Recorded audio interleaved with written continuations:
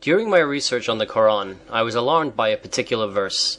In Surat Ibrahim 14.3, "Those who love the life of this world more than the hereafter, who hinder men from the path of Allah, and seek therein something crooked."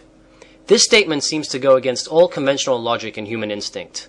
The whole purpose of our creation is to live and try to have as long a productive and happy life as possible. Will you explain this? Muhammadan Islam is the only belief system in the whole of the world's recorded history that advocates and glorifies death over life. Muhammad's message in his Quran of preferring death, invariably the death of others, not his, is the exact opposite of the Judeo-Christian traditions that insist upon the sanctity and preciousness and enjoyment of life. Muhammad's Quran prohibits its followers from all forms of enjoyment and pleasures on earth, but promises them unlimited and eternal sexual, sensual, and carnal pleasures in the hereafter, the same and more that are denied them in life. So much so that the male followers of Muhammad would rather die and get killed in jihad, unholy war against all unbelievers, than be amongst the living so that they can gain these totally imaginary rewards. Al-Baqarah 2.94. Say, if the last home with Allah be for you specially, and not for anyone else, then seek ye for death, if ye are sincere. 2.95. But they will never seek for death. Thou wilt indeed find them, of all people, most greedy of life, even more than the idolaters. These verses are actually in reference to the Jews and Christians who would rather live a good life on earth than the utterly impossible and untrue promises of a better life in Muhammad's version of paradise that he incessantly regaled his superstitious, gullible, and ignorant followers with. Al-Imran 3.185. Every soul shall have a taste of death, for the life of this world is but goods and chattels of deception.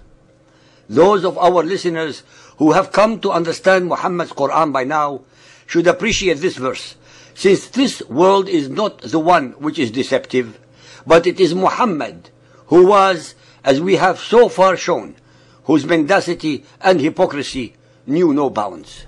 Ibrahim 14.3. Those who love the life of this world more than the hereafter. Al-Nahl 16.107. This because they love the life of this world better than the hereafter. Al-Ahzab 33.16. Say, running away will not profit you if you are running away from death or slaughter.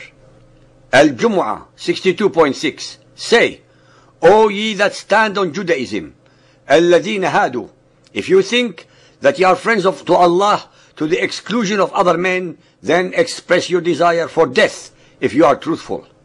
Why would any sane human being subscribe to a cult belief system whose God would rather have the ones he created be dead than alive? How could striving to be dead is an indication of a loving God?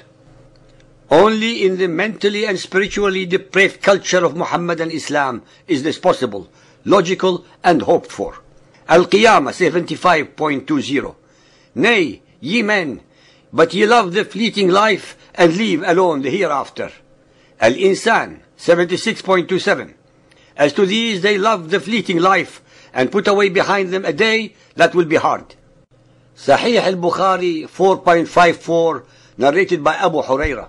The Prophet said, by him in whose hands my life is, were it not for some men amongst the believers who dislike to be left behind me, and whom I cannot provide with means of conveyance, I would certainly never remain behind any Sariya, army unit, setting out in Allah's cause.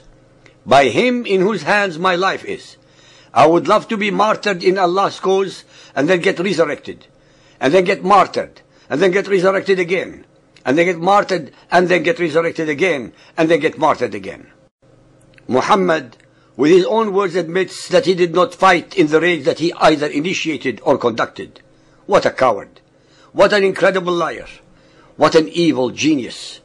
Muhammad knowingly, skillfully and willfully deceived and manipulated his trusting, gullible and superstitious followers by enticing them with the most diabolical win-win promises. He was thus sending many of them to certain death with visions of booty and rape if they survived, and unlimited sensual and sexual pleasures in his version of paradise when they get killed in pursuit of his agenda. Al-Bukhari Hadith 5.425 narrated by Anas.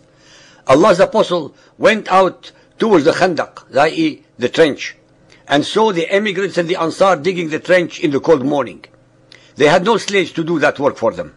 When the Prophet saw their hardship and hunger, he said, "O Allah, the real life is the life of the hereafter, so please forgive the Ansar and the emigrants."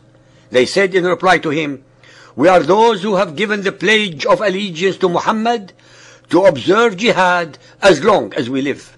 Sahih Muslim Hadith 4963, narrated by Abdullah ibn Umar. Allah's Messenger said, "Every intoxicant is khamr, wine. Every intoxicant is forbidden.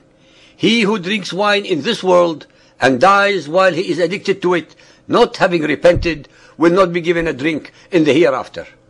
Muhammad, who forbade the drinking of wine to his followers because they were arriving intoxicated to the mosque, promises them exactly the same wine to drink for eternity in their afterlife.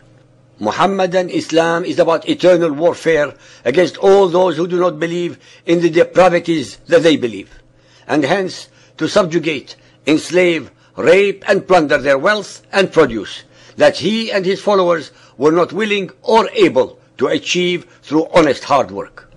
It should not then be a great surprise that the modern male followers of Muhammad, who believe these lies, would rather blow themselves up, slaughtering defenseless civilians, so as to attain the rewards of unlimited sexual and sensual pleasures with the promised 72 virgins. Muhammadan Islam is the ultimate cult belief system of joyless life, but joyful and glorified death for its male followers, but a mournful and subservient life followed by a joyless afterlife for its female followers.